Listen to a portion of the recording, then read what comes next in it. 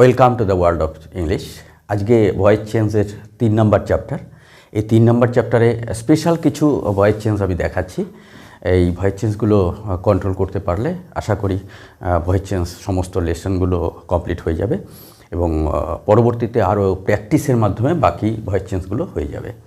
তো আগের দিন আমরা দেখিয়েছিলাম ভয়েস চেঞ্জ করতে গেলে অ্যাক্টিভ থেকে প্যাসিভ করা।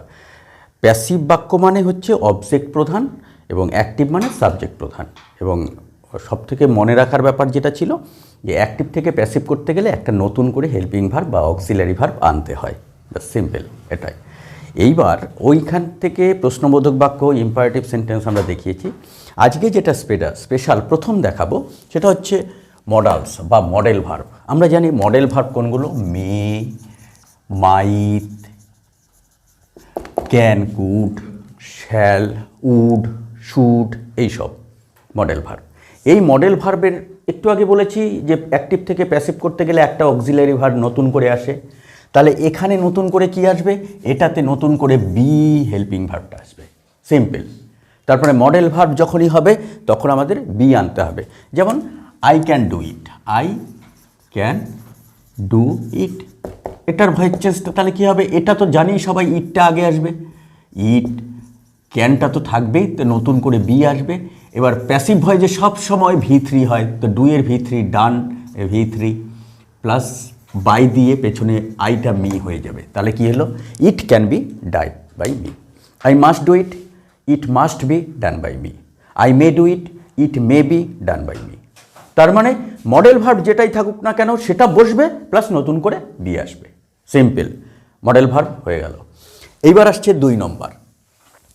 2 নম্বর কি আসছে? Without by. এটা একটা মজার, উইদাউট বাই। তাহলে কি হবে?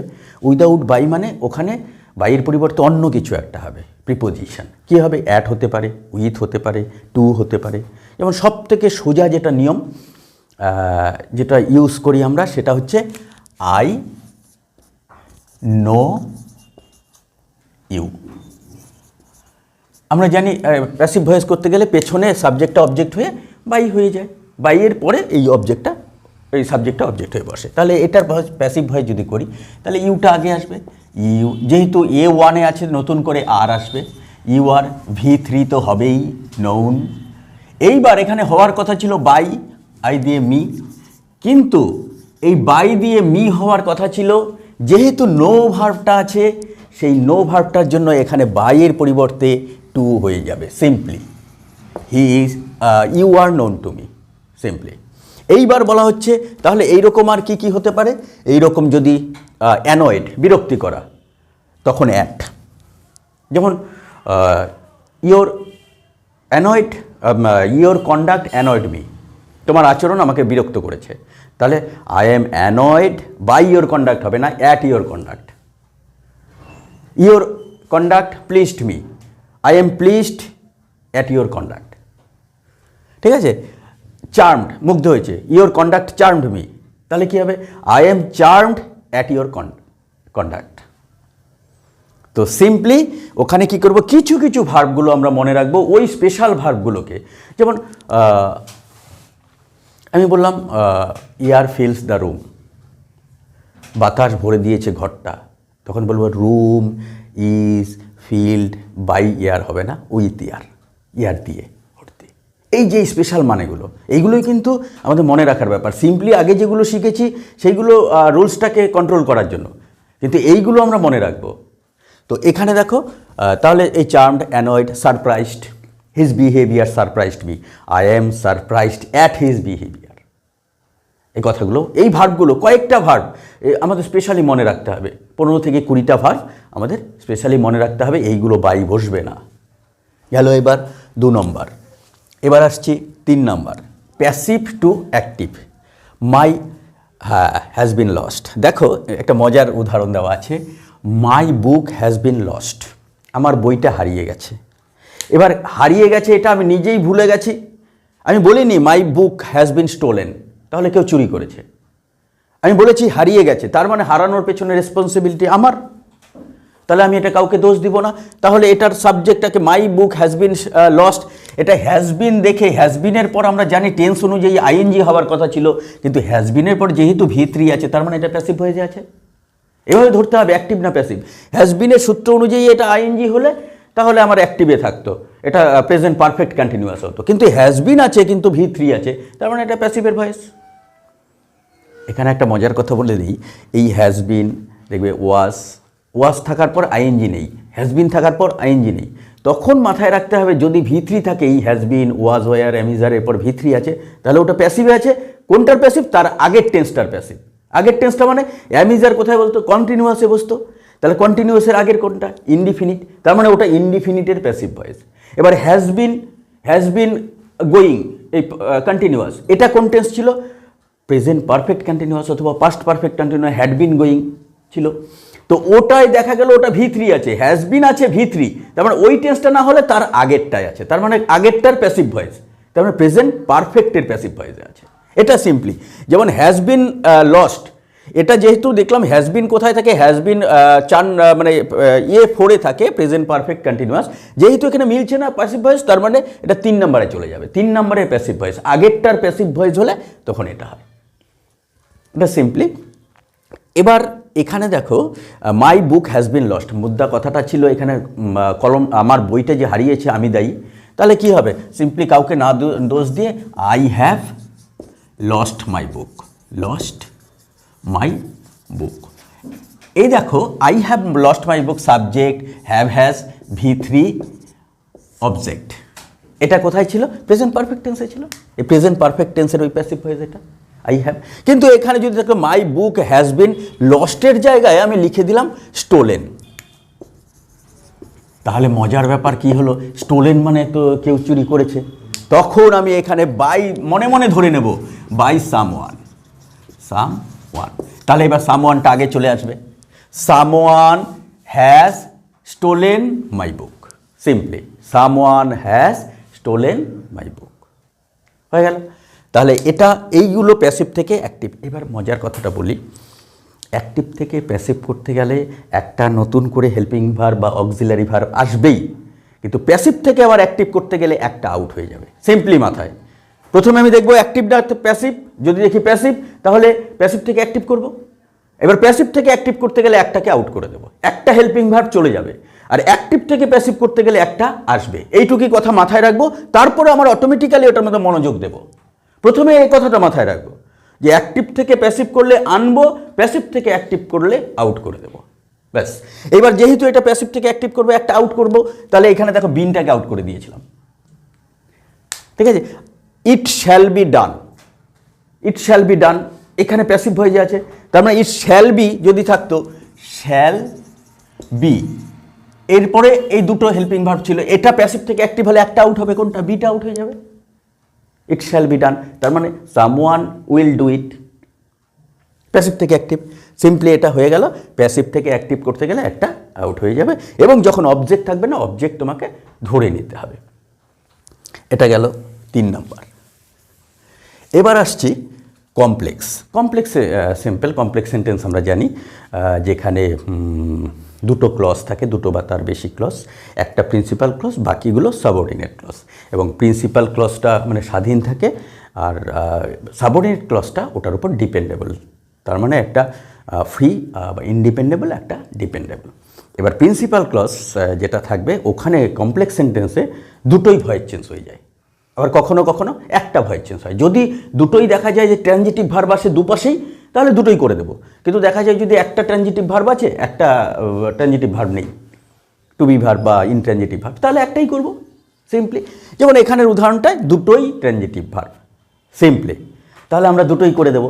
এইবার দেখো এটা মজার ব্যাপার, আই নো ইট উপরে যদি তুলে নেই, আই নো দ্যাট, এটা কমপ্লেক্স সেন্টেন্স, এটা নাউন ক্লজে আছে, আমরা যখন ক্লজ শেখাবো তখন দেখাবো, এটা নাউন ক্লজে আছে। I know that he did it, হয়ে গেল। এই নো একটা ভার্ব আছে, ডিড একটা ভার্ব আছে, তার মানে যুক্ত হয়েছে দ্যাট দিয়ে।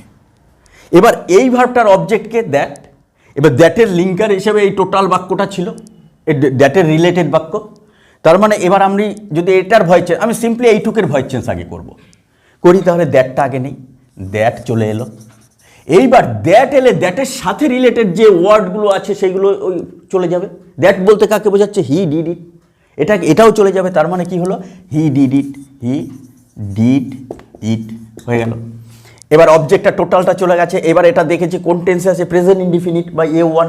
প্রেজেন্ট ইনডিফিনিট হলে নতুন করে ইজ আছে। এটা দেখো সবটা মিলে অবজেক্ট হয়ে গেল, কিন্তু এই যে এটাও সবটা অবজেক্ট, ওই সবটা অবজেক্ট। এখানে মাথা ঘামানোর কিছু নেই যে এতগুলো কথা কি হবে, কিচ্ছু কথা নেই। তুমি দ্যাটকে শুধু ইন্ডিকেট করো যে এখানে দ্যাটটাই আছে, অন্য কিছু নেই, অন্য কিছু নেই। এটা ভাবতে হবে যে শুধু দ্যাটটাই আছে, তাহলে দ্যাটের জন্য ইজ বসে গেল নতুন করে। আমি বলেছি অ্যাক্টিভ থেকে প্যাসিভ হলে নতুন আসবেই, তাহলে এখানে নোয়ের V3 কি হয়ে যাবে? নাউন। নাউন। আর আমি বলেছিলাম একটু আগে যে বাই হয় না, তখন টু হয়ে যায়, আইটা মি হয়ে গেল। এই যে এই আইটা গিয়ে ওখানে মি হয়ে গেল আর টু হয়ে গেল। সিম্পলি। এইবার প্রশ্ন হচ্ছে তাহলে এটা ভয়েস চেঞ্জ হয়ে গেল? হ্যাঁ, এটা ভয়েস চেঞ্জ হয়ে গেল। একটা ভয়েস চেঞ্জ মানে আমাকে একটা ভয়েস চেঞ্জ পার্ট করলেই হলো, কিন্তু এটা কমপ্লিট হবে কখন? কমপ্লিট হবে দুটোই হচ্ছে, যেহেতু দুটোই ট্রানজিটিভ ভার্ব। যেমন হি ডিড ইট, এটা ভিএসও, দেখো ভিএসও আছে, ভিএসও থাকলে ভয়েস চেঞ্জ হবে। তার মানে এটাও আমি ভয়েস চেঞ্জ করে দিই। কীভাবে করবো? ইটটাকে আগে আনলাম, ইট এখানে যদি এইভাবে লিখি, এই জায়গাটা ফাঁকা করে লিখে দিলাম ইট। এটা ডিড ইট যেহেতু পাস্ট টেন্সে আছে, পাস্ট ইনডিফিনিট ওয়াজ আসবে, ইট ওয়াজ ডান। ডান। এবার বাই দিয়ে হিটা পেছনে গেল, me, it was done by me. এবার দেখো দ্যাটটা যেমন আগে ছিল তেমনি থাকবে, that it was done by me, বাকি যা আছে তা পেছনে যেমন আছে তেমনি বসে গেল। That it was done by me is known to me, ব্যাস।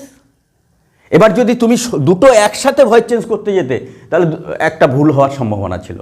তুমি দুটো একসাথে করবে না, তুমি কি করবে? প্রথমে আমরা যারা এক্সপার্ট হয়ে যাবে একবারে করব, দুটোই করব, কিন্তু যারা বিগিনার্স তারা প্রথমে একটা করে নেব, একটা করে নিয়ে তারপর এটাকে আবার দেখবো এটা কি ট্রানজিটিভ ভার্ব আছে, যদি থাকে ব্যাস তখন এটায় হাত দেবো, একসাথে দুটোই হাত দেবো না, তাহলে ভুল হওয়ার সম্ভাবনা বেশি থাকে। যখন এক্সপার্ট হয়ে যাবে তখন করবে একসাথে। এটা গেল কমপ্লেক্স সেন্টেন্স। এবার আসবো কমপ্লেক্স হয়ে গেল retained object. Retained object, retain মানে শব্দটা খুব পরিচিত শব্দ। রিটেইন মানে হচ্ছে কি বলবো, রাখা। রিটেইন মানে রাখা। কি রাখা? কোনো কিছু রাখা, রিটেইন। তো এইবার এই রিটেইন অবজেক্ট কোথায় হয়? আমরা শিখেছিলাম অবজেক্ট কখনো কখনো দুটো অবজেক্ট হয়, একটা ডিরেক্ট অবজেক্ট, একটা ইনডাইরেক্ট অবজেক্ট। ওই জায়গায় দুটো অবজেক্ট যখন হয়, একটা অবজেক্ট রাখা হয়, পেছনেই রেখে দেওয়া হয়, এটাকে বলে রিটেইনড অবজেক্ট। সিম্পল কথা, খালি নামটা একটু কঠিন। তাহলে এবার দেখো, he gave me a pen, এখানে ভিএসও বের করি, যদি VSO আর একটা ও আছে, ও তার মানে দুটো ও আছে, একটা ডিরেক্ট একটা ইনডাইরেক্ট। ঠিক আছে, এইটা ডিরেক্ট, এটা ইনডাইরেক্ট, ইনডাইরেক্টটা আগে বসে। তো এবার এখানে দুটো আছে, তার মানে কি? এটা যদি আমি এইভাবে লিখি, he gave me a pen, একটা দুটো তিনটে চারটা শব্দ, এটা VSO, সিম্পলি। এবার তাহলে কি বলেছে? রিটেইন অবজেক্ট মানে একটা, যদি তুমি এই মিটাকে আগে আনলে আই হয়ে যাবে, আই। এটা গেভ আছে যেহেতু, এটা পাস্ট ইনডিফিনিট বা B1, তো পাস্ট ইনডিফিনিটে নতুন করে আসবে ওয়াজ, গেভের V3 হবে গিভেন। এবার হিটা পেছনে যাবে, কিন্তু এই যে আর একটা যে অবজেক্ট আছে ওটা রিটেইন করতে হবে। রিটেইন মানে রেখে দেওয়া। তাহলে কি হবে? I was given a pen, হয়ে গেল I was given a pen. আর এই হিটা পেছনে গেলে তো জানি বাই হিম হয়ে যাবে, হয়ে গেল। এবার সেকেন্ডটা কি বলেছে? সেকেন্ডটা তোমার এটাও, এ পেনটাও আগে নিতে পারো, আইয়ের জায়গায় তুমি পেনটা নিয়ে নিলে, ছেড়ে দাও, আ পেন। তাহলে কি হলো? এ পেন ওয়াজ গিভেন, তখন আর এই পেনটা আর এখানে লাগবে না, কেন? এটা সামনে চলে গেছে। A pen was given me by him, simple. এটা রিটেইনড অবজেক্ট বলছে, সিম্পল নেম। এবার আসছি ইনফিনিটিভ। এটা ইনফিনিটিভ মানে টু, আমরা জানি ইনফিনিটিভ সিম্পল সেন্টেন্স হয় টু এর জায়গায় টু বি বসালেই বেশ হয়ে গেল, টু এর জায়গায় টু বি বসানো।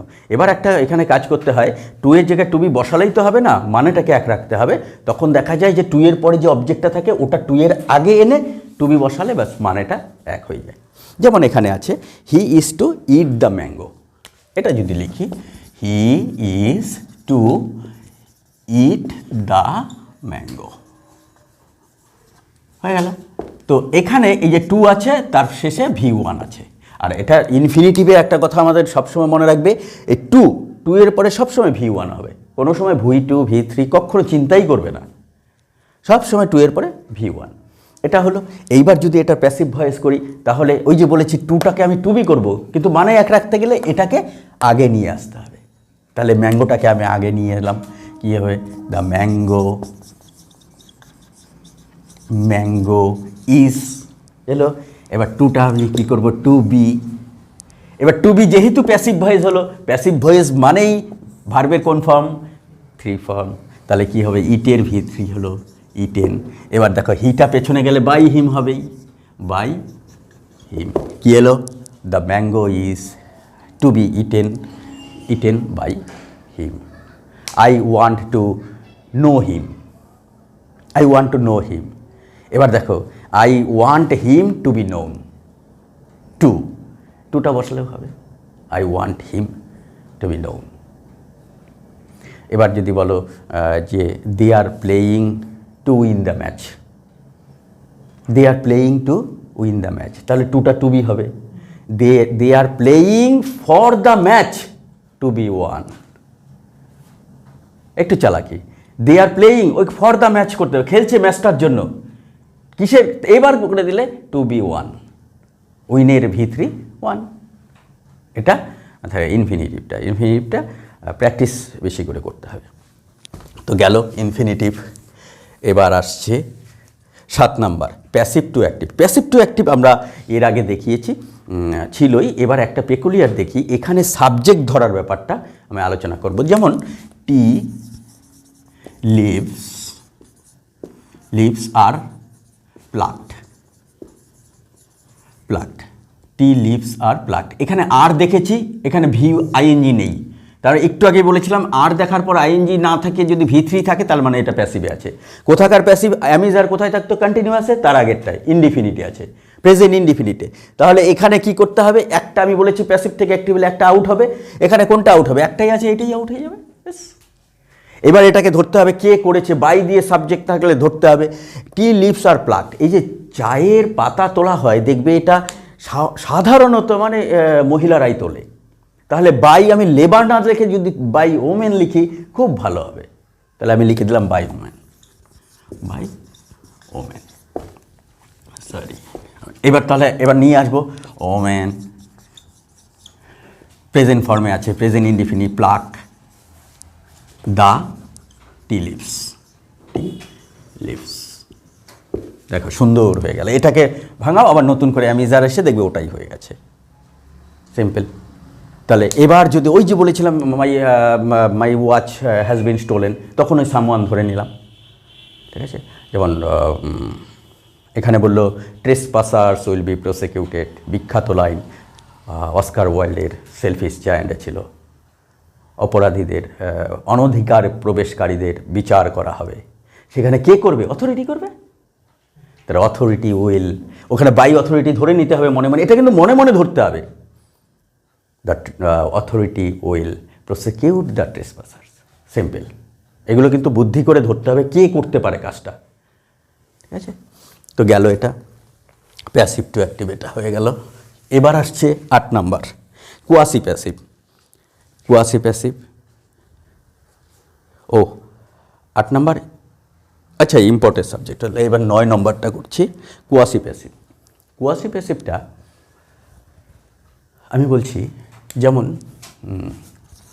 Mango tastes sweet. এখানে দেখো ম্যাঙ্গো হলো, আমরা টেস্ট মানে স্বাদটা নেই, সুইট মানে মিষ্টি, সুইট অ্যাডজেক্টিভ। এবার স্বাদ, এটা ভার V1-এ আছে। এই কাজটা কে করে, আমরা কে খাই, স্বাদ নেই আমরা, তাহলে এটা হওয়ার কথা ছিল উই টেস্ট ম্যাঙ্গো, কিন্তু না, দেখা যাচ্ছে অবজেক্টটা আগে আছে, এটা অবজেক্ট, অবজেক্ট। তো অবজেক্ট আগে কোথায় থাকে, এটা প্যাসিভ ফর্মে থাকে সিম্পলি, কিন্তু এখানে ভার্বটা V1 কোথায় থাকে, অ্যাক্টিভ। তার মানে এটা কি হিসেবে আছে, অর্ধেকটা অ্যাক্টিভ আছে, অর্ধেকটা প্যাসিভ, তাই এর নাম কোয়াসি প্যাসিভ। সিম্পল। তো এইবার আমাকে এটার ভয়েস চেঞ্জ করতে গেলে এক জায়গায় V3 আনতেই হবে। আর কেমন করে আনা যায়? তাহলে একটু চালাকি করে আনতে হবে, একটু লাইনটা বড় করে আনি। V3 কীভাবে আনবো? অ্যাক্টিভ তো প্যাসিভ করি, তাহলে V3 আসলেই আমার প্যাসিভ ভয়েস হয়ে গেল, ভয়েস চেঞ্জ হয়ে গেল, আমাকে করতে হবে। তাহলে কি করব? ম্যাঙ্গো লিখে দিলাম, টু বি ভার্ব আনলাম ইজ, এসে সুইট লিখলাম, সুইট। এইবারে হোয়েন কথাটা আমাকে চালাকি করে আনতে হবে। হোয়েন করে কি করব? এই ম্যাঙ্গোটাকে আবার লিখলাম ইট, এবারে এটার প্রোনাউন দিলাম, ম্যাঙ্গোর প্রোনাউন দিলাম ইট। এইবার এখানে যেহেতু প্রেজেন্ট ইনডিফিনিট আছে, এখানে নতুন করে হেল্পিং ভার্ব অক্সিলারি আসে ইজ। এবার টেস্টের V3 হয়ে যাবে টেস্টেড, টেস্টেড। তাহলে কি হলো? Mango is sweet when it is tasted, when it is tasted. এইবার এখানে প্যাসিভ ফর্ম এসে গেছে, আমার হয়ে গেছে। Stone feels hard, stone is hard when it is felt. Love feels happy, love is happy when it is felt. এই যে এইরকমভাবে যেগুলো হবে। আরেকটা এখানের উদাহরণ দেওয়া যায়, সেটা কোয়াসি প্যাসিভের, যেমন কাউ ইজ মিল্কিং কথাটা, কাউ ইজ মিল্কিং। এখানে দেখো cow is milking, cow is যদি মিল্কিং হয় তাহলে এখানে দেখো কাউটা গরু দুধ দিচ্ছে, আবার কাউ তো একা একা দেয় না, এটা কি হয়? কেউ দুধটা ছেঁকতে হয়, ওখান থেকে স্ট্র দিয়েও নেওয়া যায় না, তো ছেঁকতে হয়। তাহলে কেউ একজন করছে কিন্তু সাবজেক্টটা নেই, তাহলে এটাও কোয়াসি প্যাসিভ ধরে নেব। এটাতে তখন কি করতে হবে? কাউ ইজ মিল্কিং, এটার প্যাসিভ ভয়েস আমি করতে গেলে এটা সিম্পল আছে, এই কাউটাকে অবজেক্ট রাখলাম, কাউ ইজ, যেহেতু এটা প্রেজেন্ট কন্টিনিউয়াসে আছে, প্রেজেন্ট কন্টিনিউয়াসে ভয়েস চেঞ্জে বলা হয়েছিল বিইং নতুন করে আসবে, ইজ বিইং, এই V3 হবে মিল্কড, হয়ে গেল। The cow is being milked, simple voice change. Drum is beating, drum is being beaten.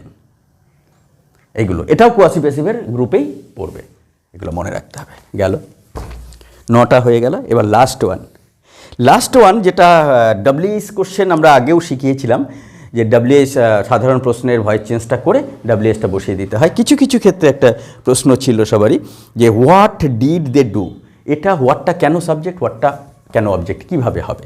এটা last one, what did they do. এখানে প্রশ্নবোধক চিহ্ন, এটা হলো মেইন ভার্ব, এটা হলো helping verb, helping auxiliary. Present past ইনডেফিনিটে আছে, মানে B1-এ ওটা প্রশ্ন করার জন্য ডিড আসে নতুন করে। তো এইবার এটার ভয়েস চেঞ্জে হোয়াট ডিড দে ডু, তারা কি করেছিল, তারা কি করেছিল, এটার অবজেক্ট কি?